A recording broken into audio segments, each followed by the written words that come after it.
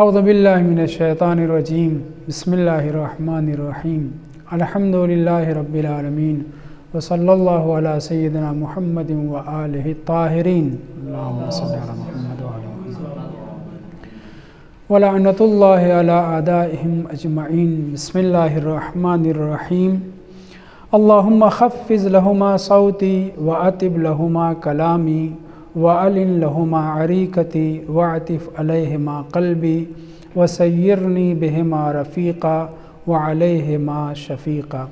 اس فقرے کے اوپر ہم گفتگو کر رہے تھے کہ حضرت امام سجاد علیہ السلام اپنے والدین کے لیے دعا کرتے ہوئے نظر آتے ہیں، اور ہمارے بزرگوں نے بہت زیادہ تاکید کی ہے اس دعا کے پڑھنے کی، اور بہت سے بزرگ علماء نے اپنی اولاد کو جو وصیتیں کی ہیں، ان وصیتوں میں ایک وصیت یہ بھی تھی کہ اس دعا کو پڑھیں۔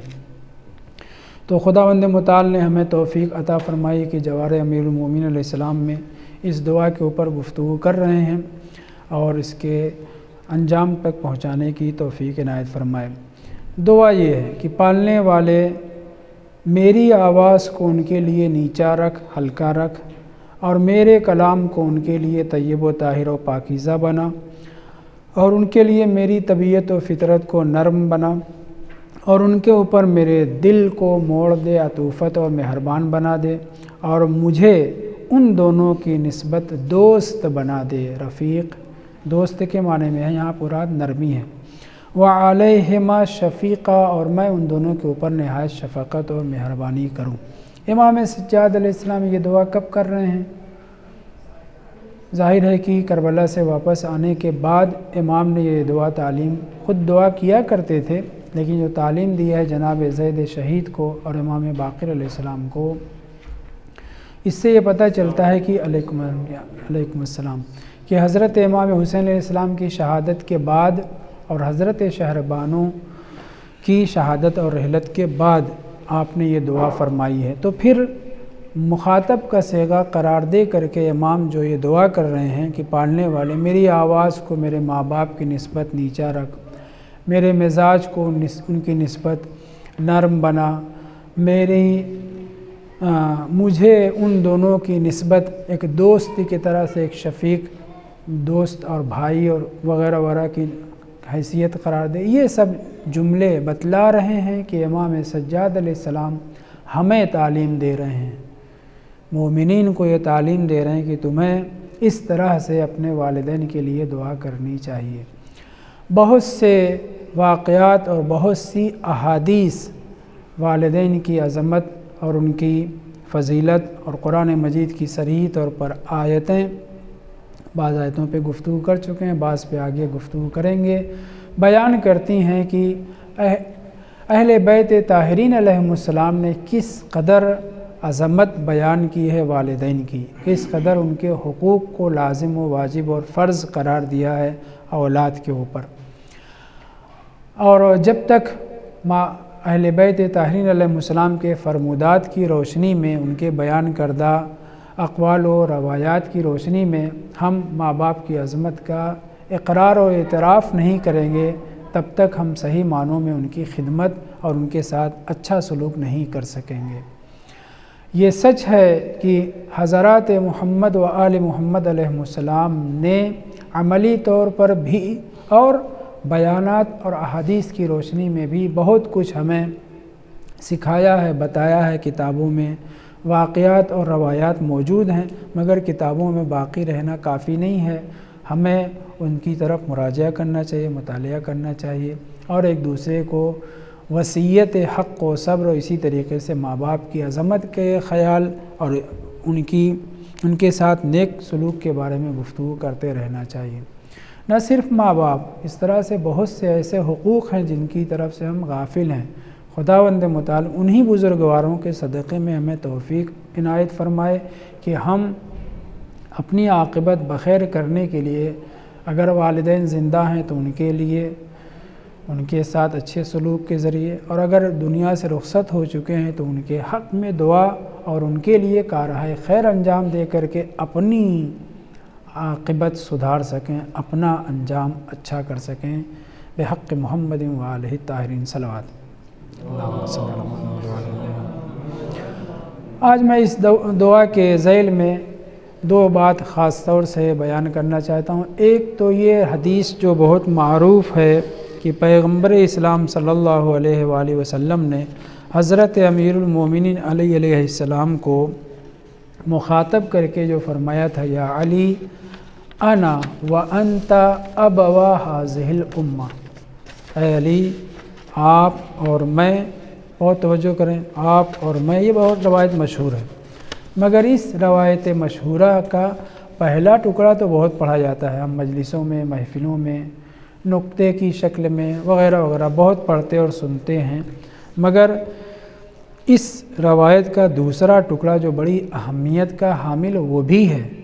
یہ پہلا ٹکڑا انسان ہم آپ کی عقیدت اور ایمان اور عقائد سے تعلق رکھتی ہے، اور یہ کہ امیر المومنین علیہ السلام ویسے ہی ساری امت کے سارے مسلمانوں کے باپ ہیں، جیسے رسول اسلام تھے، ان میں اور ان میں باپ ہونے اور سرپرست ہونے اور اولا بالتصرف ہونے میں کوئی فرق نہیں ہے۔ یہ بات جہاں عقیدت اور عقیدے اور ایمان کی ہے، وہیں اس روایت کا ذیل بھی ہے، اور اس روایت کے ذیل کے اوپر کم گفتگو ہوتی ہے یا نہیں ہوتی ہے، جس میں عبادت اور اجر و ثواب کی بات ہے، اور یہ بیان کیا گیا ہے کہ پیغمبر اسلام نے جو اس حدیث میں بیان کیا ہے وہ کیا ہے، عبارت کیا ہے، یا علی انا وانت ابوا هذه الامۃ، اے علی میں اور آپ اس امت کے ماں باپ ہیں۔ میں نے ترجمہ کیا کیا، اس امت کے ماں باپ ہیں۔ کیوں؟ صحیح ہے ترجمہ یا نہیں؟ ابوا ابوان تثنیہ ہے والدان کی طرح سے، ابوان اس حدیث کا ترجمہ یہ بھی صحیح ہے، اور وہ جو ترجمہ معروف کیا جاتا ہے کہ میں اور علی اس امت کے دو باپ ہیں، ایک باپ میں ہوں ایک باپ علی، وہ بھی صحیح ہے، لیکن یہ ابوان جو میں نے کہا یہ بھی صحیح ہے، تو اس کی وجہ یہ ہے کہ ابوان صیغہ تثنیہ ہے، جس میں دو باپ کا بھی معنی صحیح ہے، اسی طریقے سے شمسان، قمران، صحیح، حسنان، کیوں ایسا ہے؟ جبکہ ایک قمر ہے، ایک شمس ہے، ایک ماں ہے، ایک باپ ہے، والدان یا والدین، شمسین، قمرین، یہ کیا ہے؟ اس میں جانب مذکر کو غلبہ دے کر کے والدین کہا جاتا ہے، ورنہ والدین میں ماں و باپ دونوں شامل ہیں، ہے نا؟ ایسے ہی ابوان، علیکم السلام، ایسے ہی ابوان میں دو اب ترجمہ کرنا وہ بھی درست ہے یقیناً، اور ابوان ماں اور باپ دونوں شامل ہیں، یہ بھی درست ہے، جیسے والدان میں ویسے ہی ابوان میں بھی تثنیہ کا صیغہ ہے۔ تو جانب پدر کو غلبہ دیتے ہوئے، کبھی جانب شمس کو غلبہ دیتے ہوئے شمسان کہا جاتا ہے، کبھی جانب چمک اور سہانی چاندنی کی بنا پہ چاند کو فوقیت دے کر کے قمران کہا جاتا ہے نا؟ ایسے ہی ابوان بھی اس میں باپ کی جانب کو غلبہ دیتے ہوئے ماں باپ کے لیے کبھی کبھی کلمہ والدان و ابوان بھی استعمال ہوتا ہے۔ دونوں ترجمہ صحیح ہے، مگر ہمارے ذہن میں فطور آ جائے گا کہ اگر ماں اور باپ ترجمہ کیا جائے، امت کے ماں باپ ہیں، تو پھر مذکر کون ہے، مؤنث کون ہے، ماں کون ہے، باپ کون ہے؟ رسول خدا عظیم تر ہیں اس لیے ماں ہوں، اور امیر المومنین علیہ السلام ان سے بہرحال نبوت اور بعض منصب کے فرق کے ساتھ اس لیے ان کو باپ تصور کیا جائے، جیسے ماں باپ میں ماں کی بہت عظمت ہے، باپ کی نسبت، تو یہ سب فطور ہمارے ذہن میں آنے لگے گا، لیکن یہ مراد نہیں ہے۔ ابوان حقیقی ماں باپ تو ہیں نہیں، حقیقی سگے ماں باپ کون ہیں؟ ہمارے اپنے سگے ماں باپ۔ تو چاہے ابوان ترجمہ دو باپ کا کیا جائے اور چاہے ماں باپ کا کیا جائے، مقصد ایک ہے، ہمارے دونوں باپ ہیں، امت کے دونوں باپ ہیں، یعنی باگڈور ساری امت کے ان کے ہاتھ میں ہے، سربراہ وہ ہیں، اولا بالتصرف وہ ہیں، جیسے باپ کی عظمت اور اس کے حق کا احترام کرنا واجب و لازم ہے، ویسے امیر المومنین اور رسول اسلام کے بھی حق کا احترام کرنا اور ان کا حق ادا کرنا وغیرہ وغیرہ واجب ہے۔ वैसे ही माँ बाप कहने में भी उर्दू में भी हम कहते हैं ये तो हमारे माँ बाप हैं, यानी क्या, एक मर्द एक आदमी को कहते हैं ये तो हमारे माँ बाप हैं, यानी क्या, यानी ये हम पर औलवियत रखता है। तो माँ बाप अगर तर्जुमा किया जाए तो इसमें ढूंढने की ज़रूरत नहीं कि माँ कौन है बाप कौन है, मुराद ये है कि उम्मत के उमूर की बागडोर खुदा और रसूल और अइम्मा ताहिरीन अलैहिमुस्सलाम के हाथ में है। वाज़ेह है। अब आगे बढ़ते हैं। इसी फ़िक्रा को, जिसको मैंने कहा ये फ़िक्रा ईमानी है, इसका ताल्लुक़ अक़ीदत और अक़ीदे से है, यानी क्या, उम्मत के बाप हैं, यानी क्या, उम्मत के बाप हैं। अभी वाज़े किया गया कि जिस तरह से बाप का हक़ होता है औलाद के ऊपर, उसकी अज़मत, उसके हुकूक़ की अदायगी, वैसे ही सगे माँ बाप से बढ़ कर के ये लोग हैं। इसलिए कि अगर ये ना होते तो हमारे माँ बाप भी ना होते, सबसे पहले हमारे माँ बाप हज़रत आदम और हव्वा भी ना होते, कायनात ना होती। तो हमारे सगे माँ बाप, हमें पैदा करने वाले, उनकी जितनी अज़मत है उससे कहीं ज़्यादा उन माँ बाप की है जो ईमानी माँ बाप हैं, जो हमारे वजूद का सबब हैं, यानी अहले बैत ताहिरीन और सर फ़हरिस्त जनाब रसूल खुदा और जनाब अमीरुल मोमिनीन अलैहिस्सलाम। मैंने कहा कि ये रवायत, ये हदीस का ये पहला फ़िक्रा हम बराबर मजलिस वगैरह में सुना करते हैं, लेकिन यही इतना फ़िक्रा नहीं है, आगे भी फ़िक्रा है। और मेरे तर्जुमे, यानी जो अपनी तरफ से मैंने तर्जुमा किया, इस तर्जुमे की ताईद भी, करीना भी बाद वाले फ़िक्रे में पाया जाता है। फरमाते हैं वमिन हुकूक़िल आबाए वल उम्महात, यानी इसी रवायत के बाद या अली अना व अंता अबवा हाज़िहिल उम्मत, मैं और आप इस उम्मत के माँ बाप हैं।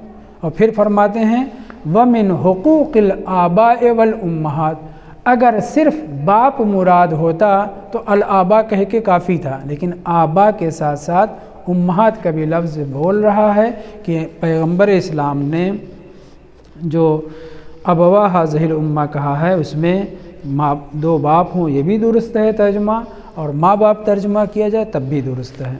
ये नहीं, दूसरे लफ्ज़ों में ये करीना है दोनों फ़िक्रा। वमिन हुकूक़िल आबाए वल उम्महात, माँ बाप के, बल्कि यूँ तर्जुमा करना चाहिए कि बापों के हुकूक़ में से, माँओं के हुकूक़ में से एक हक़ ये है, जो इस रवायत में पहले अपना और रसूल इस्लाम का तज़किरा किया और फिर सारे माँ बाप हज़रत आदम और हज़रत हव्वा तक समेट दिए। सारे माँ बाप का हक़ ये है अन यतरहमु अलैहिम फ़िल औक़ात, कि औलाद अपने माँ के ऊपर भी, अपने बाप के ऊपर भी, अपनी माँओं के लिए भी, अपने बापों के लिए, यानी हज़रत आदम तक, हज़रत हव्वा तक दुआ करे। किस चीज़ की दुआ? रहमत की दुआ। यानी हम जब दुआ करें, करते भी हैं कुनूत वगैरह में, जो हम दुआ करते हैं रब्बना इग़फ़िर लना वरहमना, तो जमा का सेगा इस्तेमाल करते हैं सबके लिए, सारे मोमिनीन के लिए।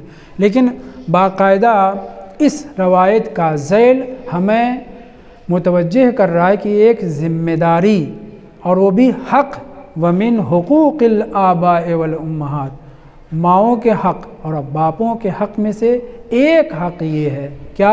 अन यतरहमु अलैहिम फ़िल औक़ात, कि औलाद अपने माँओं के ऊपर, अपने बापों, एक माँ होती है सगी माँ, लेकिन यहाँ कहा गया है कहाँ तक? हज़रत आदम हज़रत हव्वा तक, अपनी माँओं और अपने औलाद के ऊपर क्या करे? रहमत की दुआ करे। खूब, तो क्या सारे हुकूक अदा हो जाएंगे? नहीं, ये एक हक़ है, एक ज़िम्मेदारी औलाद की हम आपकी ये है कि हम सिर्फ़ अपने सगे माँ बाप के लिए नहीं, बल्कि सारी माँओं के लिए, सारे बापों के लिए, अलबत्ता क़ैद है, रहमत की दुआ करना उमूमियत रखता है। हिंदू अगर माँ बाप रहे हों, काफिर अगर माँ बाप रहे हों, तो उनके लिए दुआ करने के बारे में इख्तिलाफ़ ज़रूर है, लेकिन उनकी हिदायत की दुआ, उनकी तक़लील अज़ाब की दुआ, उनके मसलन जी अगर ज़िंदा हैं तो हिदायत की दुआ, इन सब को मशरूत दुआ करने में कोई हरज नहीं है। अन यतरहमु अलैहिम फ़िल औक़ात, अल औक़ात नहीं बताया गया कि कौन से औक़ात में, तो क्या ये अल औक़ात अलिफ़ लाम में जिन्स व इस्तिग़राक़ है, सब सारे वक्त? तो फिर हम नमाज़ कब पढ़ेंगे, रोज़ा कब रखेंगे, दूसरे अमाल कब अंजाम देंगे? अल औक़ात अगर अलिफ़ लाम में जिन्स व इस्तिग़राक़ और उमूमियत इसको देंगे تو سارے وقت ہم کو ایک ہی ذمہ داری نبھانے میں گزارنی پڑے گی۔ یہاں پہ یہ مراد نہیں ہے، بلکہ الاوقات سے مراد، متوجہ رہیں، الاوقات سے مراد الاوقات خاص خاص وقتوں میں، مناسبتوں میں، شبہائے جمعہ، ایام شہادت و ولادت، جیسے آج شب ولادت امام باقر علیہ السلام ہے، تو اس وقت مثلا ہمیں یہ دعا کرنا چاہیے کہ پالنے والے ہمارے سارے مومن ماں باپ حضرت حوا تک، حضرت آدم تک، ان کے اوپر رحمت نازل فرما۔ یہ دعا ان کے حقوق میں شامل ہے، کس کے؟ صرف سگے ماں باپ کے نہیں، سارے ماں باپ کے جن کے اسباب اور کہہ لیجیے کی وجہ سے ہم اس دنیا میں تشریف لائیں۔ تو میں نے کیا کہا؟ فی الاوقات، پیغمبر کو چاہیے تھا کہ الاوقات کی صفت ذکر کرتے، تاکہ ہم یہ نہ سمجھتے کہ سارے اوقات ماں باپ کے لیے دعا کرتے رہنا چاہیے، نہیں، دوسرے واجبات بھی ہیں، ان کے اوقات میں، ان کی محدود مدت میں ہم کو وہ اعمال انجام دینا جو ہماری گردن پہ ہیں۔ آپ دل ہی دل میں دعا کرنا چاہیں وہ الگ بات ہے، لیکن ہماری اور بھی ذمہ داریاں ہیں، نان و نفقہ بھی واجب ہے بیوی بچوں کا، اور دوسرے امور بھی ہیں، تو ان سب میں بھی ہم مشغول رہیں۔ یہاں الاوقات سے مراد جو اس طرح کا کلمہ استعمال ہوتا ہے، اس سے مراد یہ ہے الاوقات المناسبہ المتناسبہ، یعنی مناسبتوں میں، خاص خاص وقت میں، دوسرے لفظوں میں وہ ٹائم، وہ وقت کہ جس میں دعائیں زیادہ قبول ہوتی ہیں، جمعہ کا دن ہو، ولادت کی شب ہو، شہادت کی شب ہو، معصومین علیہ السلام کے خاص خاص ایام ہوں، مثلا کوئی جنگ فتح ہوئی ہے اس کا وقت ہو، یا یہی لے لیجئے جو ماہ رمضان ہے، رجب کا مہینہ پہلی شب ہے شعبان میں، اور دیگر وہ اوقات جو بہت پیارے اوقات ہیں، ان سب میں ہمیں یہ چاہیے کہ اپنے ماں باپ کے حق میں رحمت کی دعا کریں۔ اب ہر وقت تو ہم نہیں دعا کر سکتے، تو کم سے کم نماز کے قنوت میں، نماز کے بعد، یا جس وقت یاد آ جائے دعا کرنا چاہیے۔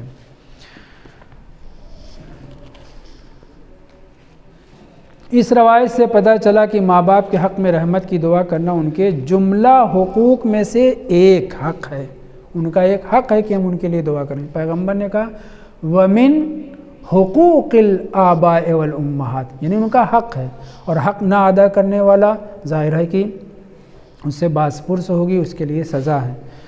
اور سگے ماں باپ کا حق ہے کہ اولاد ان کے لیے ہر مناسب اوقات میں رحمت کی دعا کرے، تو جو ہستیاں ساری امت کے ماں باپ ہیں، یعنی حضرت رسول خدا، یعنی حضرت امیر المومنین علیہ السلام، ان کا بطریق اولا حق یہ ہوگا کہ ان کے حق میں بھی ساری امت دعا کرے۔ اب کون سی دعا کرنا ہے؟ رحمت کی ہی دعا یہاں کہی گئی ہے، لیکن اس سے مراد یہاں پہ ہماری تبدیل ہو جائے گی رحمت کی دعا، یعنی ان کے اوپر درود پڑھنا ہے، صلی اللہ علیہ محمد و علیہ محمد، یعنی کثرت سے درود، کثرت سے ان کے لیے رحمت کی دعا کرنا۔ ہمارے دعا کرنے سے ان کے مناقب میں اضافہ نہیں ہو جائے گا، ان کے عظمتوں میں اضافہ نہیں ہو جائے گا، خدا نے انہیں بے پناہ جتنا ممکن تھا دے دیا، ممکنات میں کوئی حد نہیں ہے، صحیح ہے، لیکن اس کے باوجود ہمیں حکم ہے کہ درود بھیجو، صلوات پڑھو۔ کس لیے؟ کیونکہ اس صلوات کا فائدہ ہماری طرف پلٹتا ہے، ان کی عظمت و شان ظاہر ہوتی ہے، دوسروں کے اوپر ظاہر ہوگی، یا جو بھی بہت سی تعویلیں کی گئی ہیں، میں پہلے بھی بیان کر چکا ہوں۔ کم سے کم ایک فائدہ یہ ہے کہ ہم درود بھیجیں، ہماری طرف یہ درود پلٹتا ہے، اس کا اجر و ثواب فرشتے بھی لکھ نہیں پاتے کہ کتنا ثواب ہے، صرف نورانی قلم سے ہمارے صحیفہ اعمال میں لکھ لیتے ہیں کہ اس نے ایک صلوات پڑھی ہے، اتنی آواز تھی، اتنی مدت میں مثلا پڑھی، یا ایک تسبیح پڑھی، ان کے بھی بس کی بات نہیں کہ صلوات کا ثواب لکھ سکیں۔ جب اپنے سگے ماں باپ کے لیے رحمت کی دعا کرنی ہے، تو جو سارے سگے ماں باپ کی وجود کا سبب ہیں، یعنی ائمہ طاہرین جن کی وجہ سے کائنات کو سجایا گیا ہے، ان کے لیے بطریق اولا دعا کرنا ہمارے اوپر لازم ہوگا، یعنی وہی درود پڑھنا اور ان کے فضائل و مناقب کا تذکرہ کرنا۔ آگے ارشاد فرماتے ہیں لیکون فیہ، بہت توجہ، لیکون فیہ اداء حقوقہم، یعنی کہا اداء حقہم، کیا لفظ ہے؟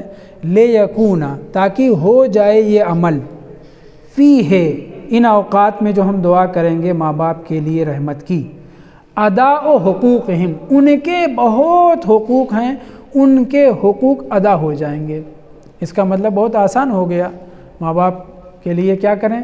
ہم صرف اللہم اغفرہما، اللہم ارحمہما کہہ دیں، جیسے کہتے ہیں اللہ رب کیا ہے، رب ارحمہما کما ربیانی صغیرا، یہ کہہ دیں، کافی ہے، حقوق ادا ہو گئے؟ نہیں، یہاں یہ بیان کیا جا رہا ہے، میں نے لکھے ہوئے ہیں وہ عبارت آپ کے سامنے پڑھوں تو زیادہ اچھا ہے۔ رسول خدا نے یہ نہیں فرمایا کہ مناسب اوقات میں ماں باپ کے حق میں دعائے رحمت سے ان کا سارا حق ادا ہو جائے گا، بلکہ عبارت یہ ہے کہ اس دعائے رحمت میں ان کے حقوق کی ادائیگی ہے، جتنے بھی حقوق ہیں ان میں حقوق کی ادائیگی ہے، عنصر پایا جاتا ہے ادائیگی حق کا، سارے حق ادا ہو گئے یا کوئی ایک حق ادا ہو گیا، یہ نہیں بیان کیا گیا۔ بات واضح ہے، ان کے حقوق کی ادائیگی، یا میں نے اس طرح لکھا ہے کتنے حقوق ہیں یہ نہیں بیان کیا گیا، یہ نہیں بتلایا جا رہا کہ سارے حقوق ادا ہوں گے یا نہیں ہو جائیں گے، بلکہ مراد رسول خدا یہ ہے کہ اگر کوئی بندہ اپنے والدین کے حقوق کی ادائیگی کی راہ میں گامزن رہنا چاہتا ہے تو اسے چاہیے کہ ہر مناسب موقع پر والدین کے حق میں دعائے رحمت کرے، تو وہ اس راہ پر گامزن ہے کہ جس راہ میں ماں باپ کے حقوق ادا ہو جایا کرتے ہیں یا ہو سکتے ہیں، میں نے ہوتے ہیں لکھا ہوا ہے، سارے حقوق نہیں، مگر سارے حقوق نہیں، بلکہ اس راہ پر چل نکلا ہے جب سگے ماں باپ کا یہ حال ہے کہ ان کے جملہ حقوق کی کبھی ادائیگی نہیں ہو سکتی، کوئی ایک بھی حق ہم پورا ادا نہیں کر سکتے، تو جو ساری کائنات کے اوپر حق ابویت رکھتے ہیں ان کے حق کو ہم کیا ادا کر سکیں گے؟ لہٰذا کثرت سے جیسے ماں باپ کے لیے دعائے رحمت، اسی طریقے سے کثرت سے محمد اور آل محمد کے لیے صلوات پڑھتے رہنا چاہیے۔ اللہم صلی اللہ علیہ وسلم۔ تو یہ روایت جو بعد والا حصہ ہے، میں اپنی بات کر رہا ہوں، میں نے نہیں سنا، میں نے نہیں پڑھا تھا پہلے، اور یہ روایت بعد والا حصہ ذیل کا حصہ ہم سے متعلق ہے، ہم سب سے متعلق ہے، سارے مسلمانوں سے، سارے فرزندان آدم سے متعلق ہے کہ اگر تم اپنے والدین کے حقوق کی ادائیگی کی راہ میں قدم آگے بڑھانا چاہتے ہو تو ہر مناسب موقع پر اپنے والدین کے لیے رحمت کی دعا کرو۔ آج ہم جانے ہیں تو ہم کو یہ کام انجام دینا ہے، شبہ جمعہ ہے، زیارت کرنے کے لیے گئے، عید ہے، کوئی اور مناسبت ہے، جب بہرحال والدین کے حق میں دعائے رحمت کریں گے تو حقوق کی ادائیگی ہوگی، مگر سارے حق ادا نہیں ہو جائیں گے۔ اگلی بات، نبی کی یتیمی کا راز کیا ہے؟ میں نے یہ عنوان بنایا ہے، نبی کی یتیمی کا راز۔ کیا وجہ ہے کہ اللہ نے اپنے سب سے بڑے نبی، سب سے اچھے نبی، اشرف مخلوقات میں بھی شریف ترین فرد کو، سید الرسول کو یتیم بنایا؟ یتیمی بظاہر دیکھا جائے بہت سخت مرحلہ ہے، چھوٹا بچہ ماں باپ کے بغیر بہت دکھ درد کی بات ہے، لیکن اللہ نے یتیم کیوں بنایا؟ کیونکہ خدا کے سامنے دو مطلب ہے، ایک ہمارا نبی سب سے عظیم ہے، ساری بڑی شخصیات انبیاء و مرسلین میں سب کو ان کے سامنے جھکنا ہے، یہ کسی کے سامنے جھکے یہ اللہ کو گوارا نہیں ہے۔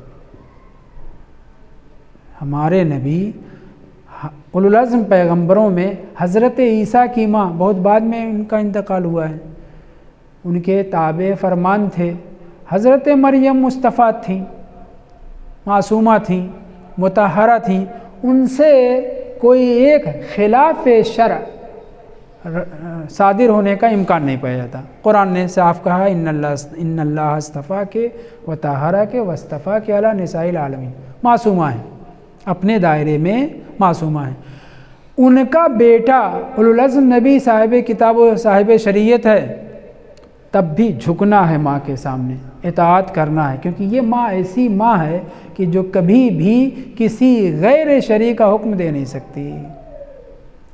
اولوالعزم پیغمبر حضرت عیسیٰ کی ماں زندہ تھی، کافی دنوں تک نبوت پر سرفراز ہونے کے بعد بھی زندہ تھیں، مگر خداوند متعال نے ہمارے نبی کے لیے یہ بھی پسند نہیں کیا۔ وجہ یہ ہے کہ خداوند متعال اپنے عدم شرک، اپنی اطاعت کے ساتھ جس چیز کو سب سے زیادہ اہمیت دیتا ہے وہ والدین کی اطاعت، ان کی عظمت، ان کے ساتھ نیک سلوک ہے۔ اللہ تعبدوا الا ایاہ وبالوالدین احسانا فوراً۔ تو اب ایک طرف خداوند متعال اپنی عبادت، عدم شرک کو والدین کی اطاعت کے برابر لا رہا ہے، ان کی اطاعت، ان کے ساتھ نیک سلوک کو، یہ دونوں جب ایک درجے کے تقریباً ہیں، اور نبی بھی کون؟ سب سے بڑا نبی، اگر اس کے ماں باپ ظاہری طور پر نبوت پانے کے بعد، بلوغ کے بعد زندہ رہی، تو نبی کو ہر مسلمان کی طرح سے ماں باپ کی اطاعت کرنا ہوگی۔ جناب آمنہ بہت پاک و پاکیزہ تھیں، لیکن معصومہ تو نہیں تھیں۔ حضرت عبداللہ بہت پاک و پاکیزہ تھے، صدف نور رسول اسلام قرار پا رہے ہیں، لیکن اس کے باوجود اگر نبی نہیں تھے، اگر ولی نبی نہیں تھے تو معصوم نہیں تھے۔ احتمال میں دے رہا ہوں، صرف وہ بھی سمجھانے کے لیے احتمال دے رہا ہوں، میں قائل نہیں ہوں، ڈرنا پڑتا ہے نا۔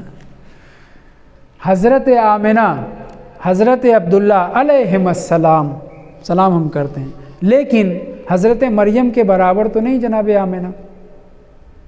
حضرت عبداللہ، حضرت عیسیٰ کے تو خیر باپ نہیں تھے، کسی نبی کے برابر تو نہیں ہیں، اگر نبی تھے تب تو کوئی مسئلہ ہی نہیں ہے، لیکن نبوت کب؟ وہ تو ان کا انتقال ہو گیا تھا۔ خیر میں دور نہ لے جاؤں بات کو، گھماؤں زیادہ نہیں، بہت توجہ سنیں۔ حضرت عبداللہ معصوم نہ ہونے کی وجہ سے کوئی ایسا فرمان اپنے بیٹے کے لیے جاری کر سکنے کا ان کے ہاں احتمال پایا جاتا ہے کہ جسے نبی نہ کریں۔ حضرت آمنہ علیہ السلام کوئی ایسی بات کہہ سکتی ہیں کہ جو شأن نبی کے، وہ بھی سید النبیین خاتم المرسلین کے موافق ممکن ہے نہ ہو۔ اس لیے چھٹے امام، پہلے میں سمجھتا تھا ساتویں امام سے روایت ہے، اور ظاہراً ساتویں امام سے بھی روایت ہے، اس لیے میں اس بھی کہہ رہا ہوں، کیونکہ میں نے مجلس میں پڑھا تھا، یہاں پہ بھی پڑھ چکا ہوں، قم میں بھی، تو وہاں پہ ساتویں امام کا حوالہ دیا تھا۔ آج جو میں روایت مکمل دیکھا تو اس میں چھٹے امام کا بھی سے بھی روایت نقل ہوئی ہے۔ ان اللہ عز وجل انما ایتما نبیہ، انما کے حصر کے ساتھ، کہ اللہ عز وجل نے اپنے نبی کو، اپنے آخری نبی کو، سید النبیین خاتم المرسلین کو یتیم بنایا ہے۔ انما صرف وجہ یہ تھی کہ خداوند متعال ماں باپ کی بے پناہ عظمت کا قائل ہے، اور اپنے نبی کو بھی کسی کے سامنے جھکنا گوارا نہیں کرتا۔ یہ دونوں عظمتوں کو سنبھالنا خدا کے لیے بھاری پڑ گیا تھا، کہہ سکتے ہیں ایسا نہیں، ہنس کر کے کہہ رہا ہوں، شب ولادت ہے صرف آپ لوگوں کو مسکرانے کے لیے۔ دوسرے لفظوں میں خداوند متعال ان دونوں عظمتوں کو کیسے جمع کرے؟ ایک طرف نبی کو کسی کے سامنے جھکنے نہیں دینا چاہ رہا ہے، دوسری طرف ماں باپ کی اتنی عظمت ہے کہ ان کے سامنے وہ کچھ نہ بھی کہیں تب بھی جھکنا ہے، سر جھکانا ہے، ان کی طرف نگاہ بھر کر کے دیکھنے کی اجازت نہیں ہے، الا رحمتاً، عنایت و رحمت میں، محبت میں دیکھ سکتے ہیں، ورنہ ماں باپ کو ایسے ٹکٹکی بات نہیں، دیکھنے کا بھی منع کیا گیا ہے۔ تو ایک طرف ماں باپ کی عظمت کو سنبھالنا ہے، دوسری طرف رسول خدا کی عظمت کو مد نظر رکھنا ہے۔ چھٹے امام اور ساتویں امام فرماتے ہیں ان اللہ عز وجل انما ایتما نبیہ، اپنے نبی کو اس لیے اس نے یتیم بنایا، بموت ابویہ فی صغرہ، ان کے بچپنے ہی میں، یعنی ظاہری طور پر نبوت ملنے سے پہلے ہی، تاکہ ان کے اوپر ماں باپ کی اطاعت نہ رہ جائے۔ لِأَلَّا یبقیا، تثنیہ کسے گا، ماں باپ باقی نہ رہیں، کہ اگر باقی رہیں گے تو کیا ہوگا؟ فَيُلْزِمُهُ طاعتهما، ان دونوں کی اطاعت لازم ہو، صرف اطاعت نہیں، اطاعت لازم ہو تو مسئلہ نہیں ہے، یہ بھی تو ہے قرآن کا حکم کہ اگر ماں باپ حرام کا شرک کا حکم دیں تو ان کی مخالفت کرو۔ فرض کر لیتے ہیں کہ حضرت عبداللہ زندہ رہتے، حضرت آمنہ زندہ رہتی اور حضرت رسول خدا کے بلوغ کے بعد یا نبوت پانے کے بعد وہ کوئی ایسا حکم دیتے وہ دونوں کہ جو شرک یا معصیت خالق پر مشتمل ہوتا، تو پیغمبر انکار کر سکتے تھے، ہے نا، انکار کر سکتے تھے، ہم آپ کو بھی اجازت ہے۔ لیکن خداوند متعال یہ پسند نہیں کرتا کہ ایک نبی اپنے ماں باپ کی اطاعت نہ کرے۔ شرک میں اطاعت نہیں کرنا ہے، کفر و معصیت خالق میں اطاعت نہیں کرنا ہے، لیکن اس کے باوجود ہم صرف فرضی گفتگو کر رہے ہیں کہ اگر یہ دونوں بزرگوار زندہ ہوتے، رسول خدا منصب نبوت پر ظاہری طور پہ بھی فائز ہونے کے بعد حکم چلاتے اور ماں باپ کوئی ایسا حکم دیتے جو شرک کے دائرے میں آتا، کفران کے دائرے میں آتا یا شریعت کے خلاف ہوتا، تو پیغمبر کو انکار کا حق تھا، مخالفت کا حق ہے، جیسے ہمیں حق ہے ان کو۔ لیکن خداوند متعال یہ بھی پسند نہیں کرتا اپنے نبی کے لیے، اس لیے امام فرماتے ہیں بے موت ابویہ فی صغرہ، نبی کا بچپنا ہی تھا۔ ہم نبی کو نبی اس وقت سے مانتے ہیں کہ وہ پیدا بھی نہیں ہوئے تھے، عالم ذر سے نبی ہے نا، کنت نبیًا کی روایت برابر پڑھتے رہتے ہیں۔ یہاں یہ بیان کیا جا رہا ہے ظاہری طور پر سن شعور، ظاہری طور پر منصب نبوت پر فائز ہونے کے بعد ماں باپ زندہ نہ رہیں، کہ اگر زندہ رہیں گے تو ایک تو اطاعت ہے، خوب اطاعت میں مخالفت استثناء ہے، لیکن آگے اور بھی ہے والخشوع والتذلل لہما، ان کے سامنے آپ کو وَخْفِضْ لَهُمَا جَنَاحَ الذُّلِّ مِنَ الرَّحْمَةِ، قرآن کا حکم ہے، تخشع نہیں ہے، خشوع ہے، خضوع ہے، وَالتَّذَلُّلُ لَهُمَا، ان کے سامنے جھکے رہنا ہے۔ پیغمبر اسلام کو ماں باپ کے سامنے جھکنا پڑتا، بھلے ہی وہ لوگ کوئی ایسا حکم نہ صادر کرتے کہ جو شریعت کے خلاف ہوتا، مگر خداوند متعال نے یہ پسند نہیں کیا۔ تو اب اگر پیغمبر اسلام کسی کے سامنے جھکے ہوں، کسی کے لیے اٹھے ہوں، کسی کا ہاتھ چوما ہو، کسی کی پیشانی چوما ہو، کسی کو اپنے کاندھے پہ بیٹھایا ہو، اس کو کہاں لے جائیں گے؟ مجلس کا نقطہ ہے، کیونکہ یہ سب کے سب محمد ہیں، کوئی فرق نہیں ہے، پیغمبر کا وہاں خشوع جھکنا سب درست ہے۔ بہرحال انما کے ذریعے حصر کیا گیا ہے، اور یہ بھی پیغمبر اسلام کی ہاں اس روایت میں آگے یہ ہے لِأَنْ لَا يَكُونَ عَلَيْهِ أَحَدٌ، کوئی کلمہ بھول رہا ہوں، کسی کا کوئی حق نہ رہ جائے، اور پیغمبر اسلام کو اس طرح سے یعنی یتیم بنایا جا رہا ہے جس میں دکھ درد کی بات ہے، لیکن یہ کس لیے؟ اکراماً لنبیہ، یہ نبی کے اکرام اور عظمت کے طور پر ہے، یعنی ماں باپ کا بچپنے میں رخصت ہو جانا ہر بچے کے لیے دکھ درد کی بات ہے، مگر خداوند متعال نے اپنے نبی کے لیے اپنے نبی کے ماں باپ کو بچپنے میں لے لینا، یتیم بنا دینا، ان کے لیے دکھ درد کی ظاہری طور پہ بات ہوا کرے، اکراماً لنبیہ، پیغمبر اسلام کی عظمت ظاہر کرنے کے لیے کہ میرا نبی کسی کے سامنے جھک نہیں سکتا۔ چچا ابو طالب کے سامنے جھکتے تھے یا نہیں؟ پرورش کا حق انہوں نے ادا کیا نہیں؟ ہاں، مجلس میں اس کو پڑھے گا۔ اگلی بات، قرآن مجید میں بعض تعلیمات، بعض نہ کہیں بہت سی تعلیمات کہیں بلکہ آسمانی کتابوں کی موجود ہیں، نچوڑ آسمانی کتابوں کا، صحف آسمانی کا موجود ہے، لیکن بعض چیزیں من و ان عربیہ کر کے قرآن میں لائی گئی ہیں، مطلب سمجھے؟ یعنی ابلیس کچھ کہہ رہا ہے، فرعون کچھ کہہ رہا ہے، حضرت موسیٰ علیہ السلام کچھ کہہ رہے ہیں، ان کے کلمات کو، ان کی کون سی زبان تھی؟ بعض کی عربی نہیں تھی، مگر قرآن مجید میں بنی اسرائیل کا اکثر کا جو ان کی زبان عبری و عبرانی تھی، ان کے کلمات کو، ان کی گفتگو کو، گائے کے ساتھ کیا ہوا اور پورا واقعہ، یہ سب کیا ہے؟ یہ سب دوسری زبان تھی ان کی، عربی میں پورے مطلب کو نازل کیا گیا ہے۔ متوجہ رہیں میں کیا کرنا چاہ رہا ہوں۔ قرآن مجید میں سب سے پہلا نازل ہونے کے اعتبار سے تفصیلی تدریجی نازل ہونے والا سورہ کون ہے؟ سورہ علق ہے نا۔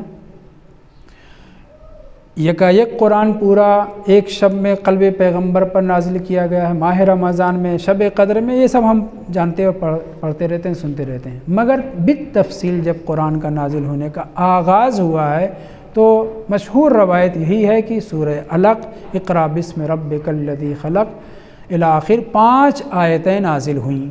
सबसे पहले 5 आयतें नाजिल हुईं जिसमें तालीम और तहरीर का तज़किरा है, कलम का तज़किरा, तालीम का तज़किरा, दूसरे लफ्ज़ों में मिला करके हम कहें तालीम और तहरीर का तज़किरा है।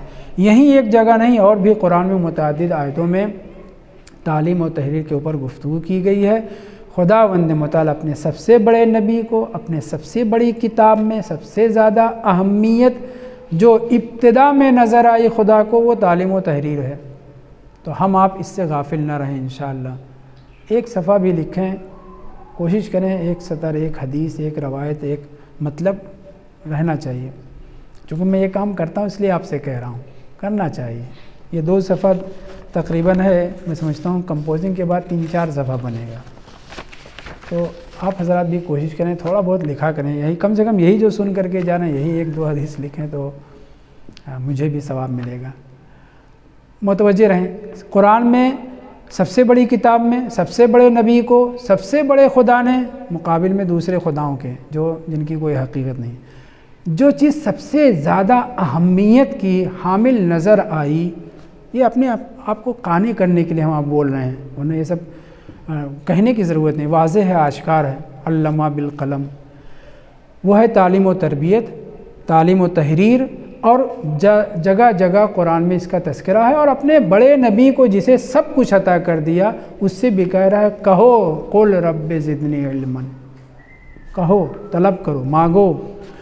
ये सब इस बात की दलील है कि अल्लाह की नज़र में, रसूल खुदा की नज़र में, मासूमीन अलैहिमुस्सलाम की नज़र में नेमत विलायत के बाद बहुत सी नेमतें हैं, उनमें सबसे बड़ी नेमत क्या है? तालीम और ताल्लुम, तरबियत और वग़ैरह वग़ैरह। जब तौरेत नाजिल करना हुआ हज़रत मूसा के ऊपर, तो अल्लाह ने सबसे पहले 10 आयतें नाजिल की। कुरान नाजिल करना हुआ 5 आयतें नाजिल हुई। रवायत मौजूद है कि 5 आयतें, पहली इक़रा बिस्मि रब्बिकल्लज़ी ख़लक़, पढ़ें आगे आयत क्या है? इक़रा व रब्बुकल अकरम अल्लज़ी अल्लमा बिल क़लम अल्लमल इंसान मा लम यअलम। यहाँ तक ये 5 आयतें सबसे पहले कुरान में नाजिल हुई हैं, और वो तमाम हवाशी के साथ जो मैंने आपके सामने ज़िक्र किया। मगर जब उससे पहले तौरेत को नाजिल करना था तो खुदावंद मुताल ने 10 आयतें एक साथ नाजिल की थी। अलबत्ता ये हमारी किताबों में नहीं, मैंने नहीं देखा अपनी किताबों में, मुमकिन है हो, जितना मेरा महदूद मुतालिया उसके हिसाब से मैं बता रहा हूँ कि 10 आयतें नाजिल हुईं तौरेत की पहले, और उन 10 आयतों को खुदावंद मुताल ने कुरान मजीद में भी रखा। वो 10 आयतें कहाँ? आयत नंबर 151 से लेकर के 165 तक, आखिरी आयत सूरह इनाम की आयत में, इनाम है या अनाम, कसरा या फतह, इस सूरे में जो 15 आयत अवाखिर की है, 151 से लेकर के 165 पे ख़त्म हो जाती है सूरा।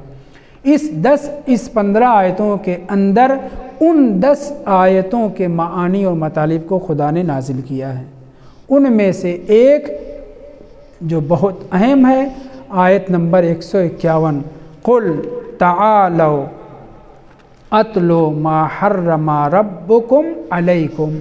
आओ यहूदियों, अहले किताब से खिताब, आओ यहूदियों, अतलो, मैं तिलावत करता हूँ तुम्हारे ऊपर तुम्हारे परवरदिगार ने जो नाजिल किया है। अतलु अलैकुम कुल ताआलो, पहले पैगंबर से कहा जा रहा है कहो, बुलाओ इनको, तलब करो, और कहो कि हम तुम्हारे सामने उन चीज़ों की तिलावत करते हैं कि जो खुदा ने तुम्हारे ऊपर फ़र्ज़ की है। फ़र्ज़ वाजिब के एतबार से, फ़र्ज़ हराम के एतबार से। वाजिब के फ़र्ज़ का मतलब अमल करना है, हराम के फ़र्ज़ का मतलब तर्क करना है। वाज़ेह है ना? क्या? पहला वो हराम, वो मुहर्रम चीज़, वो वाजिब चीज़, वो लाजिम चीज़ जिसको खुदावंद मुताल ने सबसे पहले तौरेत में नाजिल किया, सबसे पहले तौरेत में नाजिल किया, और उसको खाली नहीं रखा, قرآن میں بھی جگہ دی، آخری کی 10-15 آیتوں کے درمیان ان ساری تعلیمات کو جمع کر دیا۔ وہ ان میں سے 2 باتیں سر فہرست ہیں۔ وہ 2 باتیں سر فہرست کون سی ہے؟ جو قرآن میں بھی ہیں، توریت میں بھی تھی، کتنی اہمیت کی حامل چیز ہوگی۔ پہلا، ان لا تشرکوا بہ شیئا، اے یہودیوں، اے عیسائیوں، اے وہ جو اپنے پروردگار کو پروردگار مانتے ہو۔ اللہ یہ خطاب کفار سے بھی کیا جا سکتا ہے۔ تمہارا پالنے والا جس نے تمہیں پیدا کیا ہے وہ تو بہرحال برحق خدا تو وہی ہے۔ تعالو، قل تعالو، کیا چیز؟ اتلو علیکم کیا ہے؟ ما حرم ربکم علیکم، ما حرم، خدا نے تمہارے اوپر جو حرام کیا ہے میں اس کی تلاوت کرتا ہوں۔ ان میں سے پہلا مسئلہ کیا ہے؟ سب سے بڑا ظلم، سب سے بڑی چیز، ان لا تشرکوا بہ شیئا، کہ خداوند متعال کا کسی بھی چیز سے اور کسی بھی شخص کے ذریعے خدا کا شرک نہ کرنا۔ ان الشرک لظلم عظیم، دوسری آیتوں میں ہے۔ سورہ انعام کی اس آیت میں خداوند متعال نے 10 آیتیں جو توریت کی تھیں ان کو اس قرآن کا حصہ بنایا اور یہ کہا کہ ان میں سر فہرست کیا ہے کہ خدا کا شرک نہ کیا جائے۔ سارے مسلمانوں سے خطاب ہے۔ دوسرا اور سب سے اہم فریضہ، وبالوالدین احسانا، اور والدین کے ساتھ نیکی کا سلوک، ان کے ساتھ اچھی روش اختیار کرنا۔ یہ توریت کی کا 10 حکم، 10 آیتیں جو تھیں، 10 حکم یا 10 آیتیں وہ خداوند متعال نے قرآن میں بھی نازل کیا ہے۔ اب وہ روایت جو سنی کتابوں سے میں لکھ کر کے لایا ہوں، جلال الدین سیوطی کی تفسیر ہے، تفسیر در منثور، بکھرے ہوئے موتی، اس کی جلد نمبر صفحہ نمبر بھول گیا، سرچ کریے گا نکل آئے گا۔ اور فیض القدیر، شوکانی کی کتاب، وہ بھی سنی ہے، اس نے یہ روایت نقل کی ہے۔ کس سے؟ 2 ایسے لوگوں سے کہ جن دونوں کو ہم نہیں مانتے، ان اکرمہ ان کعب۔ اکرمہ نہ پڑے گا، اکرمہ ہے۔ اکرمہ ابن عباس کا غلام تھا، بہت سی چیزیں ان کی طرف منسوب بھی کیا، بہت اچھی چیزیں بھی نقل کی ہیں، فضائل اہل بیت بھی نقل کیے ہیں، اور بہت زیادہ مخالف بھی تھا، ناصبی تھا، دشمن اہل بیت تھا، لیکن حق وہ حق ہی، وہ فضیلت ہے کہ جو دشمن جس کی گواہی دے۔ اس کی زبان سے اچھی باتیں بھی نقل ہوئیں۔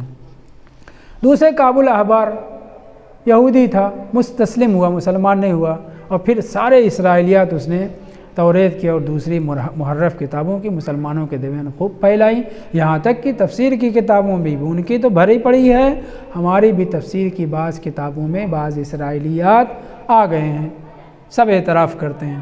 خوب، یہ اکرمہ کعب سے نقل کرتا ہے، یعنی نہ رسول خدا نے فرمایا ہے، نہ کہ امام علی علیہ السلام نے فرمایا ہے، نہ ابن عباس سے نقل کر رہا ہے۔ اکرمہ کعب خود جو ہے نقل کر رہا ہے، اکرمہ کعب سے نقل کر رہا ہے۔ کیا؟ کان اول ما نزل من التورات 10 آیات، قرآن مجید کی طرح 5 آیتیں نہیں، توریت میں سب سے پہلے جو نازل ہوئی تھیں وہ 10 آیتیں تھیں۔ ان 10 آیتوں کو وَهِيَ الْأَشْرُ الَّتِي أُنزِلَتْ فِي آخِرِ الْأَنْعَامِ، سورہ انعام کے آخر میں، ایک دم آخر میں نہیں، متوجہ رہیں، 15 آیتوں کے درمیان، یہاں پہ 10 آیتیں 10 آیتوں کے بیچ میں ہیں، 10 آیتوں کے اندر ہیں۔